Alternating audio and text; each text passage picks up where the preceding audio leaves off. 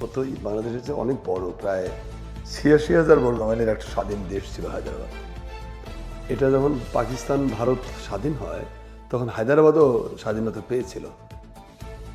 সেই দেশটাকে ২ বছরের মাথায় ইন্ডিয়ানরা দেশে দখল করে নেয় এবং প্রায় ৬ দিন মরণপণ লড়াই হয়েছিল, হাজার হাজার লোক মারা গেছিল।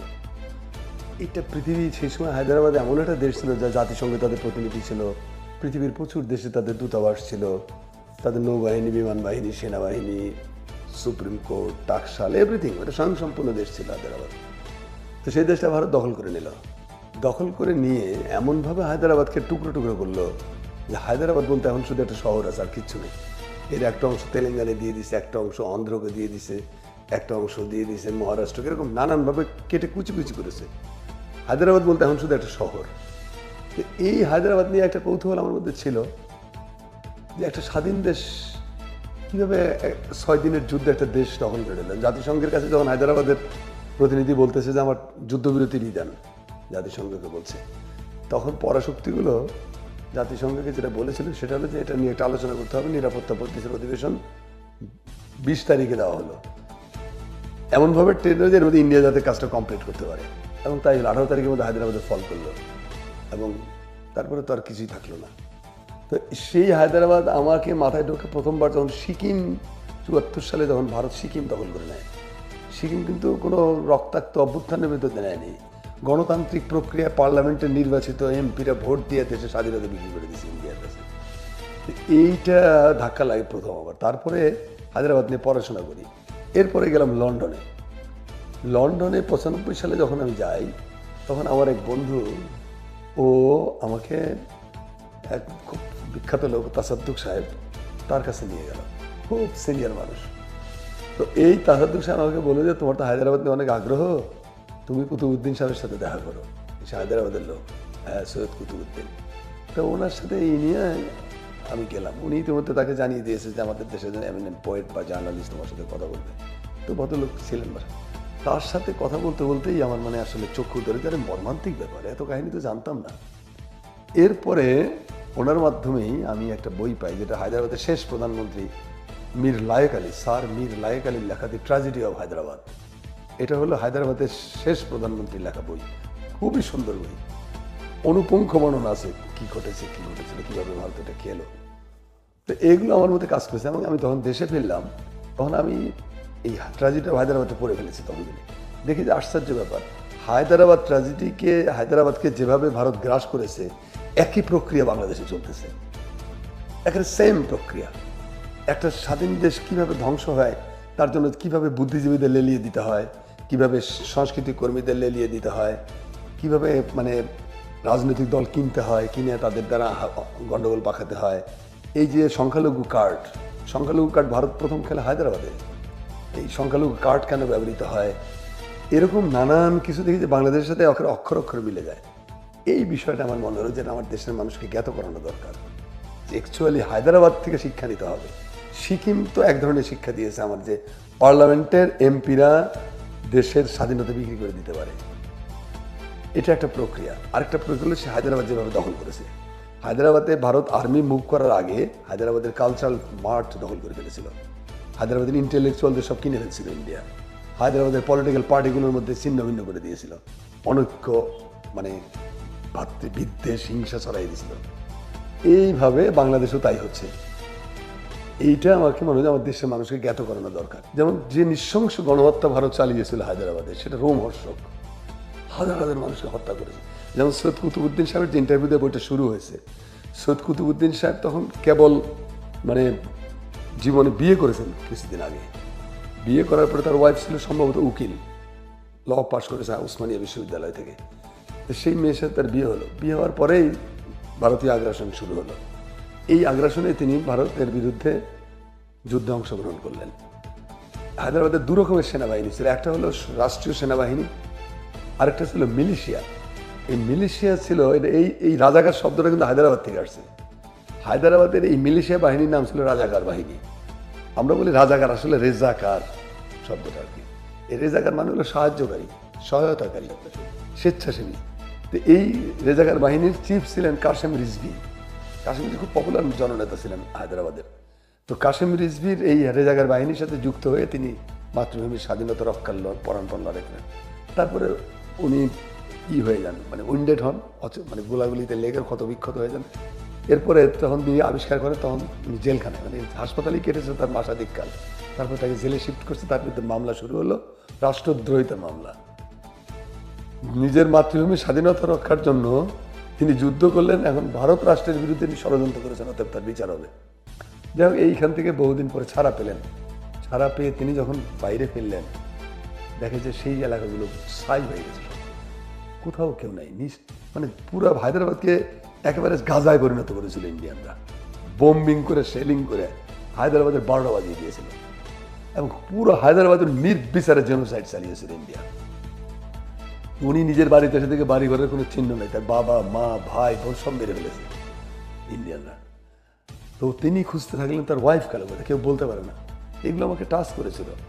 তারপরে শারমিল লায়েক আলীর লেখা এত মর্মস্পর্শী কিছু প্রসঙ্গ আছে যেগুলো হৃদয়কে নাড়া দিয়ে যায়। এইগুলো আমাকে গভীরভাবে আলোড়িত করেছিল যে যদি একটা দেশের স্বাধীনতা হারিয়ে যায়, তার মান মর্যাদা থাকে না। যেমন গত 15 বছর ধরেন, গতকাল পরশুদিন একটা ঘটনা ঘটেছে মৌলভীবাজারের জুড়ি উপজেলায়। সেখানে একটা মেয়েকে, 13 বছরের একটা বাচ্চা মেয়েকে, স্কুলের ছাত্রী, 6 আর 7 পড়ে, তাকে ইন্ডিয়ান আর্মি, বিএসএফ গুলি করে মেরেছে। গত 15 বছর ধরে এমন কোনো দিন নেই যে বাংলাদেশের সীমান্তে ইন্ডিয়ান বিএসএফ বাংলাদেশের নাগরিকদের মারে না, পাখির মতো হত্যা করে। এখন অজুহাত দেয় কি বর্ডার ক্রস করেছিল, অজুহাত দেয় কি গরু চোরাচালান করতেছিল। যে এইবার যে মেয়েটাকে হত্যা করলো, দেখেন বাংলাদেশ সরকারের টোনটা দেখেন, বলছে এরকম জঘন্য কাজ উইদাউট ট্রায়াল তোমরা করতে পারো না। 75 সালে দুই পক্ষের যে সীমান্ত চুক্তি, সেই সীমান্ত চুক্তির গুরুতর লঙ্ঘন এটা। উইদাউট ট্রায়াল তুমি মারতেই পারো না কাউকে, এটা এরকম কাজ যেটা না হয়। এবং যারা করেছে এটা তাদের উপযুক্ত বিচার দাবি করেছে বাংলাদেশ গভর্নমেন্ট। এই মুরাদ কি গত 15 বছরের সরকারের ছিল? তারা তো প্রভুর খুশি করার জন্য, প্রভুর তুষ্টির জন্য, প্রভুর কৃপার জন্য এহেন কোনো অপকর্মের মাতৃভূমির বিরুদ্ধে যারা তারা করেনি।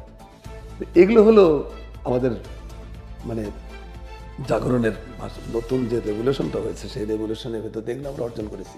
54টা আন্তর্জাতিক নদী আমাদের, 54টা আন্তর্জাতিক নদীর প্রত্যেকটিতে ভারত বাদ দিয়েছে। শুকিয়ে ড্রাই করে ফেলানোর জন্য যা যা দরকার সব করেছে। এবং শুষ্ক মৌসুমে পানি বন্ধ করে, বর্ষার সময় দরজা জানালা সব খুলে দেয়, শুষ্কের সময় আপনাকে শুকিয়ে মারে, বর্ষা মৌসুমে আপনাকে ডুবিয়ে মারে। এগুলো ভদ্রতা? এর নাম বন্ধুত্ব? বাংলাদেশের ভেতর দিয়ে এহেন যা চাইছে তাই পেয়েছে। বাংলাদেশের সেরা ভালো অবস্থা।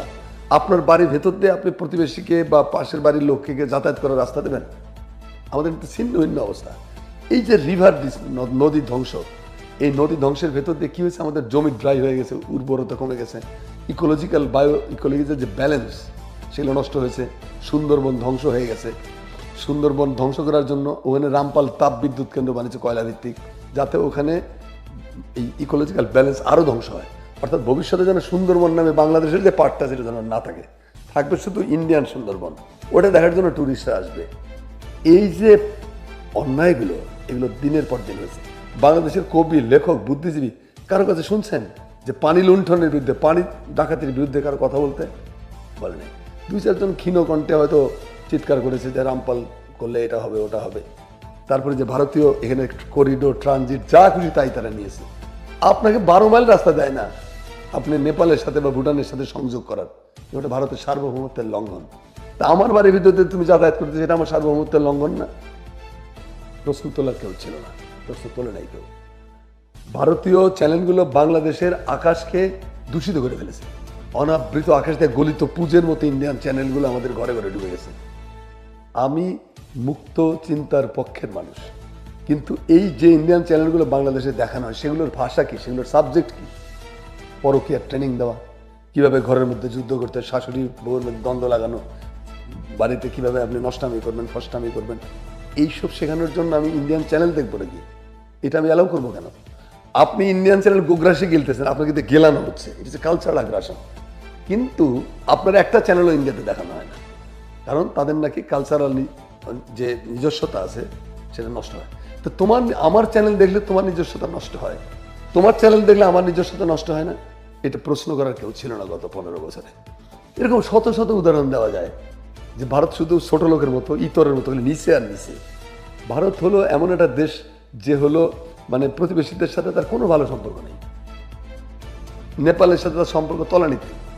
নেপাল ভারতের 2 জেলা পরিমাণ জায়গা নিয়ে নতুন মানচিত্র বানাইছে, যেটা আমার দখল করে রাখছিল ভারত। ভুটানের সাথে তার সমস্যা সেই হিমাঙ্কের কাছাকাছি। তো ভুটানের তো তখন কিছুই নাই, কাজে ভুটান কোনো আলোচনার বিষয় না। তবুও ভুটান আস্তে আস্তে রাইজ করতেছে। পাকিস্তানের সাথে তো এক চট দিলে পাকিস্তান আরেকটা চট দেয়, ওইখানেও সমস্যা। আফগানিস্তান তার সাথে সম্পর্ক শেষ।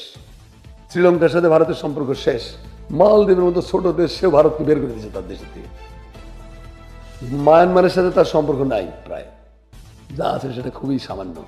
একমাত্র কৃতদাস ছিল শেখ হাসিনার নেতৃত্বাধীন বাংলাদেশ। আল্লাহর রহমতে সেইটাও গত 5ই আগস্ট মুক্ত হয়েছে। এই যে এত প্রক্রিয়া 15 বছর ধরে হলো, এই প্রক্রিয়ার তো পুরোটা হায়দ্রাবাদের সিমটম। সেই হায়দ্রাবাদের সিমটম থেকে বাংলাদেশকে বেরিয়ে এনেছে আমাদের বাচ্চারা, আমাদের সন্তানরা বাংলাদেশকে বের করে এনেছে। যে স্বাধীনতা হারিয়ে গেছিল 7ই নভেম্বরের যে পরাজিত শক্তি, যারা ক্ষমতা মঈনুল ফখরুদ্দিনের মাধ্যমে ক্ষমতা দখল করেছিল, তারা 15 বছর বাংলাদেশটাকে ধ্বংসের এমন কোনো প্রতিষ্ঠান নেই যার অক্ষত আছে। শিক্ষা ব্যবস্থা ধ্বংসস্তূপ, পাঠ্য বই প্রণীত হচ্ছে বিজেপির প্রেসক্রিপশন অনুযায়ী, বিচার ব্যবস্থা ধ্বংসস্তূপ। প্রধান বিচারপতি যান নিয়ে পালিয়ে দেশ ছেড়ে ভাগে, এরকম দেশ শুনছেন পৃথিবীতে কোথাও? পুলিশ দলীয় মানে গুন্ডা বাহিনীতে পরিণত করা হয়েছিল। র্যাব, বিজেপির মতো একটা প্রতিষ্ঠান, তারা পিলখানা হত্যাকাণ্ডের মাধ্যমে সেনাবাহিনী মেরুদণ্ড ভেঙে দেওয়া হয়েছিল। 56-57 জন প্রথম শ্রেণীর অফিসারকে নির্মমভাবে কিলিং করা হয়েছে। এত অফিসার আমাদের মুক্তিযুদ্ধের সময় মরেনি। কিলিং করে আপনার আত্মপ্রতিরোধ ক্ষমতাকে ডিস্ট্রয় করে দিয়েছে। প্রশাসন তো দলীয় ক্যাডার দ্বারা পরিণত হয়ে গেছিল। অর্থাৎ এভরিহোয়ার মিডিয়া, গণমাধ্যমকে গণমাধ্যমের সাংবাদিক যারা কাজ করে, তারা তো সাধারণ মানুষ, তারা তো পত্রিকাটা নিয়ন্ত্রণ করে না, তারা পত্রিকার আদেশ ও উপদেশ ফলো করে, এটাই তার চাকরি। মালিকগুলো কারা? সব চোর ডাকাত, সব ভূমিদস্যু, সব তস্কর, ব্যাংক ক্রাফট, তারপরে আপনার শেয়ার বাজার লুণ্ঠনকারী, এরকম লোকদের হাতে ছিল মিডিয়া। এই মিডিয়াগুলো কি করেছে? এই মিডিয়াতে শুধু শেখ হাসিনার স্থাবকতা করা ছাড়া, শেখ মুজিবের স্থাবকতা করা ছাড়া আর কোনো কাজ করেনি। এরকম একটা ভয়াবহ পরিস্থিতিতে বাংলাদেশ রক্ষা পেল। 7ই নভেম্বরের যে বিজয়ী শক্তি, সেই শক্তি 2024-এ 5ই আগস্ট আবার বাংলাদেশকে উদ্ধার করেছে। পরাধীনতার গ্লানি থেকে, সার্বভৌমত্বের হুমকির থেকে, সব কিছু মিলে বাংলাদেশে এখন একটা এমন পর্যায়ে আসছে যেটাকে এখন আশ্বস্ত হওয়া যায়। তবে আশ্বস্ত হলে স্বাধীনতা অর্জন করা হয়তো সহজ, কিন্তু রক্ষা করা খুবই কঠিন। আমাদের কোনো না কোনো ভুল হয়েছিল, মানে 7ই নভেম্বরের পরাজিত শত্রুরা এসে 2006 সালে আমাদের কাছে স্বাধীনতা কেড়ে নিল কেমনে? সতর্ক থাকতে হবে। এই জন্য হায়দ্রাবাদের শিক্ষাটা সবসময়